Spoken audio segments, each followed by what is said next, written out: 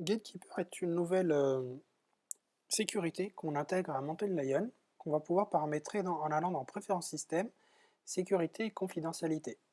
Alors, par défaut, ça va être réglé comme ça, c'est-à-dire que les applications qui sont téléchargées depuis l'Apple Store s'exécutent normalement. Si vous avez coché ici Apple Store et développeur identifié, elles vont pouvoir s'exécuter aussi normalement. Si vous avez coché depuis n'importe où, vous allez donc pouvoir télécharger depuis n'importe où sur Internet et pouvoir exécuter cette application.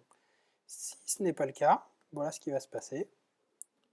Je me suis donc téléchargé Google Chrome par exemple, je l'ai copié dans le dossier application et maintenant je vais pouvoir l'exécuter. Je lance Google Chrome et là, message m'indiquant que je ne peux pas utiliser cette application. Pour pouvoir l'utiliser, il va falloir que je revienne ici donc dans sécurité et confidentialité, je coche n'importe où, donc encore un nouveau message, autorisé depuis n'importe où. Là maintenant, si je relance Google Chrome,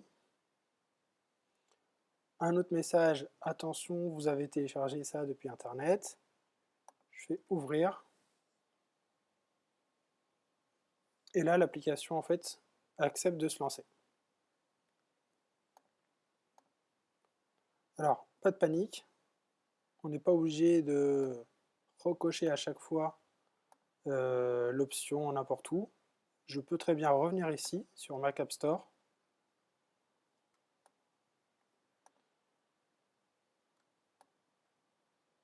et relancer l'application puisqu'elle a été autorisée déjà une première fois. Vous voyez donc, Google Chrome se lance bien, pourtant j'ai Mac App Store qui est coché. Donc c'est vraiment pour la première exécution de l'application. Si vous ne l'avez pas téléchargé depuis l'Apple Store, ça ne va pas fonctionner automatiquement. Il faut penser à cocher soit depuis n'importe où, soit Mac App Store et développeur identifié. Une petite contrainte, attention au client qui se plaindrait donc que l'application ne fonctionne plus, ou qu'elle ne veut pas se lancer. Il faut penser à cocher ici depuis n'importe où pour pouvoir au moins la lancer la première fois, et puis revenir à l'option de sécurité première qui est Mac App Store.